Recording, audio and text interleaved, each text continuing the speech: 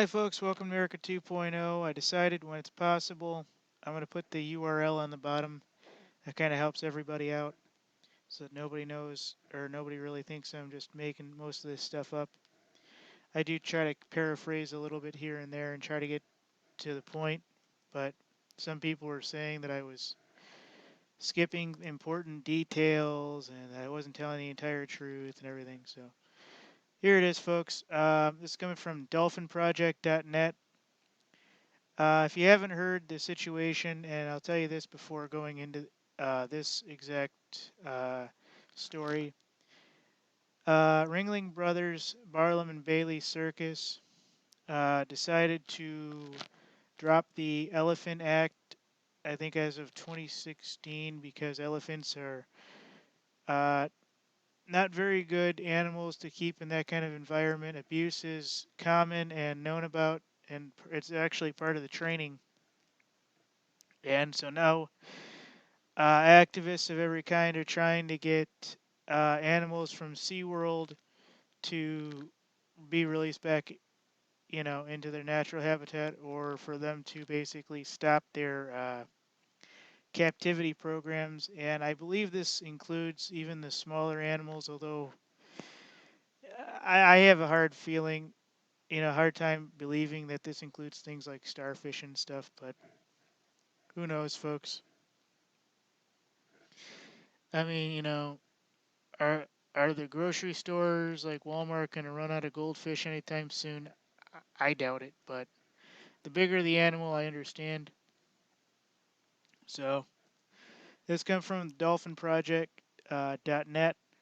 Free world, not slave world, and the whale captivity. Two animals' deaths. Yep, okay. Two animals' deaths prompt calls for SeaWorld to evolve. Uh, it's sad that we learned that the belugas whale named Nanook and a bottlenose dolphin, we believe Jensen, housed at SeaWorld Orlando. Nanook, estimated 31-year-old beluga whale, died February 19th, battling an infection sustained from a fractured jaw following an altercation between two animals. Jensen died suddenly and unexpected on March 6th, born at SeaWorld, Texas, 1992. Cause of the 22-year-old dolphin's death remains unknown. The bottlenose dolphin was reportedly to have shown signs of sickness prior to his death.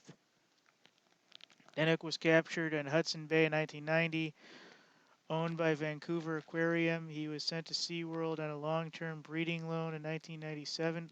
People, this is sad. They got breeding loans and stuff involved in this. And spent breeding time, quote unquote, at all SeaWorld parks, California, Texas, and finally Florida.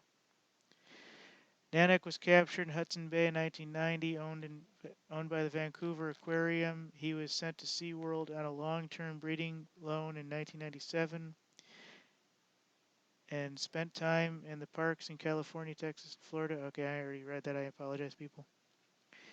An editorial by Scott Maxwell, Orlando Sentinel, called SeaWorld recognized the members of the public were no longer entirely comfortable with the idea of keeping large marine mammals in captivity.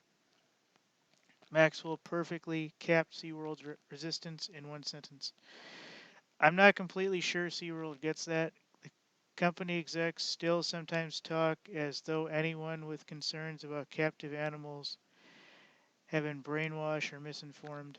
So I'm not going to read it anymore, ladies and gentlemen. There's like 5 more paragraphs, but you get the idea, folks. It's time.